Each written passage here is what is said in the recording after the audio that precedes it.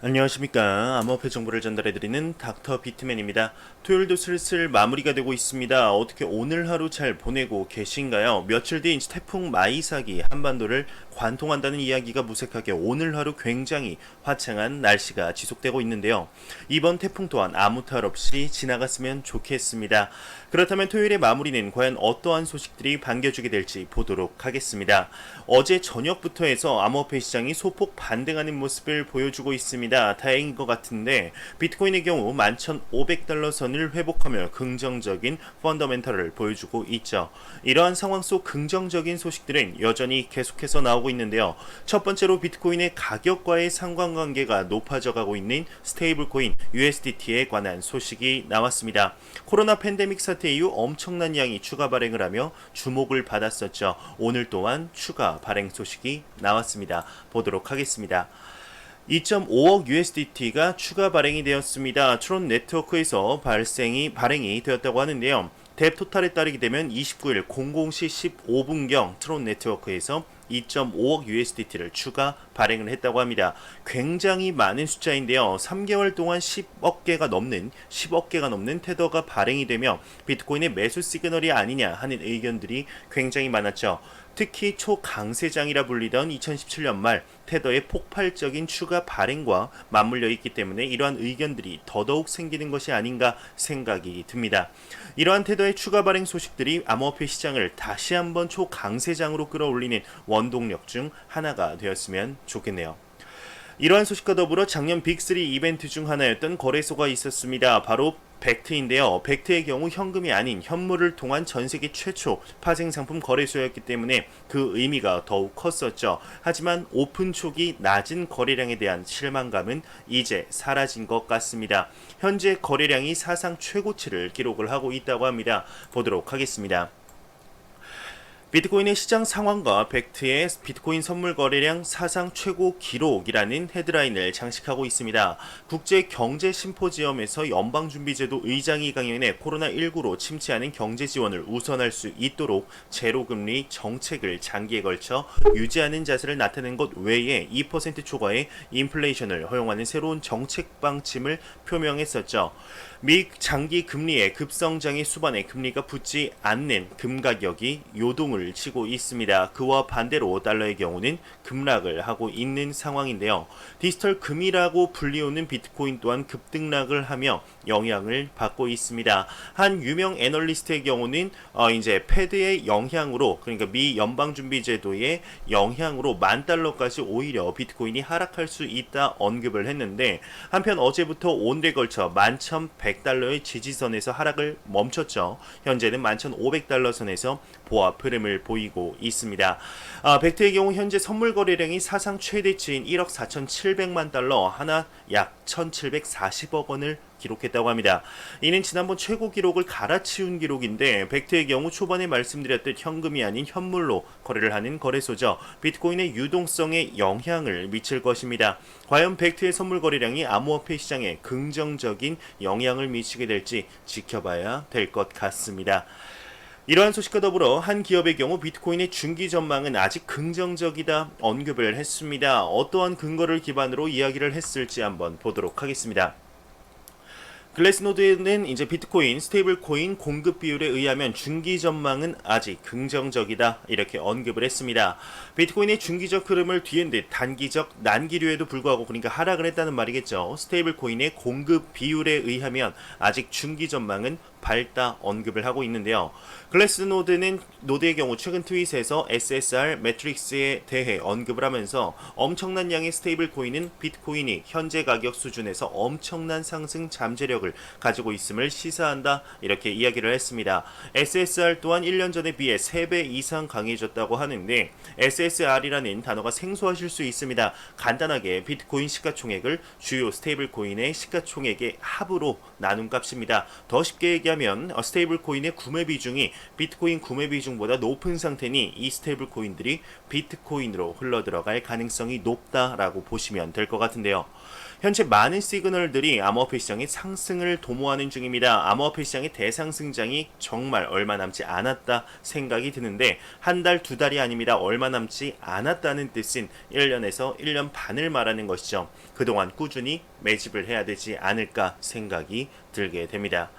현재 암호화폐의 경우 전 세계적으로 인지도를 쌓아 올리는 중이죠. 그 중에서도 실제 화폐의 역할을 하는 국가들도 있습니다. 바로 동남아시아 그리고 아프리카인데요. 그중 베네수엘라에 대한 내용이 나왔습니다. 암호화폐 보급률이 세계 3위라고 하네요. 보도록 하겠습니다. 체이널리시스 평가 초인플레이션에 시달리는 베네수엘라가 암호화폐 보급률 3위다 이렇게 제목이 나와 있습니다. 체이널리시스의 자체 평가 기준에 따라 남미, 베네수엘라가 우크라이나와 러시아에 이어서 암호화폐 보급률 3위를 차지했습니다. 그 배경에는 여러분들도 아시겠지만 중앙정부의 불신과 하이퍼 인플레이션을 볼 수가 있겠죠. 이에 베네수엘라의 경우 2018년 2월 세계 최초 중앙은행 발행 암호화폐인 페트로를 발행을 했었는데요. 제 영상을 꾸준히 보신 분들이라면 아실 겁니다. 밑에 주저리 써 있지만 폭망을 해버렸죠. 쥐도 새도 모르게 사라졌습니다. 국민들에게 페트로 지갑까지 배포를 하였지만 소용이 없었죠. 밑에 보시면 내용이 엄청 길게 나와 있죠. 사실상 알맹이가 없는 내용이라 넘어가도록 하겠습니다. 그래도 간단하게 말하자면 베네수엘라에서의 암호화폐 거래량과 다른 코인들에 관한 내용인데 그리 중요하지 않습니다. 베네수엘라에서 가장 많이 쓰이는 코인은 현재 대시입니다. 대시의 창업자조차 직접 가봤을 때 놀랄 정도로 화폐처럼 쓰고 있었다고 하는데 특히 대시의 가장 큰 보급을 만든 것이 대시 텍스트라는 프로그램입니다. 이는 인터넷이 안 돼도 투지폰만 있더라도 문자 메시지로 대시를 주고받을 수 있는 프로그램이죠. 현재 이처럼 자국의 화폐의 가치에 불신을 가진 국가들에서부터 암호화폐 사용이 늘고 있는 것을 확인을 할 수가 있습니다. 베네수엘라뿐만 아니라 현재 나이지리아에 대한 내용도 나왔습니다. 지금 아프리카의 암호화폐 시장을 확대하겠다 언급을 했는데 과연 어떠한 내용인지 보도록 하겠습니다. 나이지리아 거래소 대형 벤처 캐피털 자금 조달 아프리카 암호화폐 시장 확대라는 제목으로 시작을 하고 있죠. 아프리카 나이지리아를 본거지로 한 암호화폐 거래소 옐로우 카드가 대형 벤처 캐피털을 통해 총 150만 달러를 조달한 것으로 밝혀졌습니다. 아프리카에서의 암호화폐 시장 확대를 전망하고 있다고 하는데요. 거래소의 경우 향후 미래에 대한 본인들의 의견 포부를 밝혔습니다. 옐로우카드 거래소의 경우 나이지리아, 남아프리카, 보츠와나 이용자들을 주 고객으로 하고 있는데 아프리카에서의 암호화폐 수요 확대를 전망해 케냐와 카메룬 등 타 지역에서의 서비스 전개도 지금 목표를 하고 있다고 합니다. 아프리카에서는 많은 지역에서 금융 인프라가 제대로 갖춰져 있지 않고 비트코인 등 암호화폐는 투자 대상이 아닌 지불 수단으로 이용하고 있다고 하는데 아까 언급한 베네수엘라 같은 국가를 이야기하는 것이겠죠. 일부 부유층은 자국 통화 가치 하락을 피하기 위해 비트코인이나 금으로 자금을 도피시키고 있다며 언급을 했습니다. 지난 5월 나왔던 한 다큐에서는 이제 아프리카 비트코인 상황을 보여주었었는데 아프리카 내 국가에서 송금시 9%라는 엄청난 말도 안 되는 수수료 송금 비용이 든다고 합니다. 이러한 점에서 암호화폐가 빛을 발하지 않겠냐는 것이죠. 이러한 금융 빈곤 국가들에서부터의 암호화폐 시장의 성장이 금융 선진국들에게도 영향을 현재 미치고 있는 중입니다. 천천히라도 좋으니 한 발짝씩 하지만 정확히 제도권으로의 안착 기대해 보겠습니다. 물론 인식의 제고 또한 뒤따라야겠죠.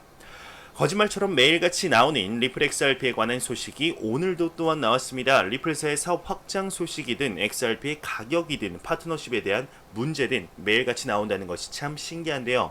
오늘은 리플사의 수장 브래드 갈링하우스 별칭 빵형이죠. 빵형이 언급한 내용을 가져와 봤습니다. 어떠한 내용인지 한번 보도록 하겠습니다. 리플의 CEO 달러 가치 하락 암호화폐 호재다 이렇게 제목이 지어져 있습니다. 브래드 갈링하우스 리플의 최고 경영자의 경우 트위터를 통해서 코로나로 인해 예기치 못한 상황들이 발생하고 있다. 전날 연준은 수십 년의 전례를 깼다. 달러 가치는 단기 하락세를 마주하고 있으며 이는 자산의 다양화를 야기할 것이다. 암호화폐 시장에도 분명한 호재다 언급을 했습니다. 연준의 수십 년간의 전례는 제로금리의 장기화를 이야기하는 것이겠죠. 이뿐만이 아닙니다. 2020년엔 코로나 팬데믹 사태로 인해 중앙 정부들의 전례 없는 움직임을 꾸준히 보여주었었습니다. 특히 가장 큰 것이 미국의 무제한적 양적 완화, 무제한 달러 찍기죠. 이건 정말 말도 안 되는 일이었습니다. 물론 암호화폐 시장의 관점에서 본다면 현재 비트코인의 경우 새로운 디지털 골드로서 자리를 잡아가고 있죠. 자산의 위기를 회피할 수 있는 해지 수단, 안전 수단으로 이제 자리를 잡아가고 있습니다. 뿐만 아니라 양적 완화와는 반대되는 양적 경화가 5월 이루어졌죠. 반감기를 이야기하는 것입니다.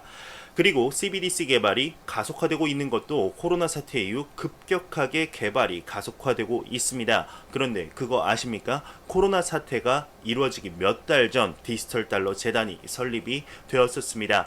참 거짓말처럼 이러한 일들이 누군가 마치 짜 놓은 것처럼 마냥 이제 착착 이루어지고 있는데요. 코로나 사태는 장기화되지 않을까 생각이 듭니다. 과연 그 속에서 미 증시와 금시장 그리고 암호화폐 시장이 어떠한 국면을 맞이하게 될지 보도록 하겠습니다.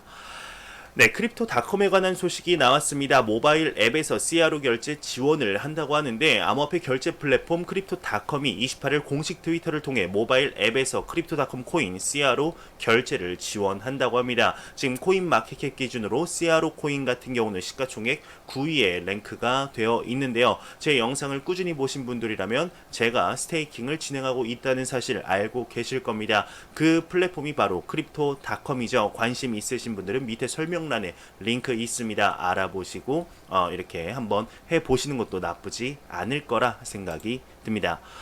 안 보고 가면 섭섭하겠죠. 크립토 공포 탐욕 지수입니다. 공포 탐욕 지수가 전날보다 1포인트 내린 74포인트를 기록하고 있습니다. 탐욕 단계가 지속이 되고 있는데 지금 이 74라는 포인트가 아무래도 가격 상승이 반영이 안 된 것 같습니다. 내일이면은 조금 더 오른 포인트가 나오지 않을까 생각이 들게 됩니다. 이 지수는 0이면 공포, 100이면 낙관을 의미하게 되죠. 8월달 얼마 남지 않았습니다. 이틀 남았는데요. 8월의 마무리, 9월의 시작은 80을 넘는 포인트에서 아주 산뜻한 마음으로 시작을 했으면 좋겠습니다.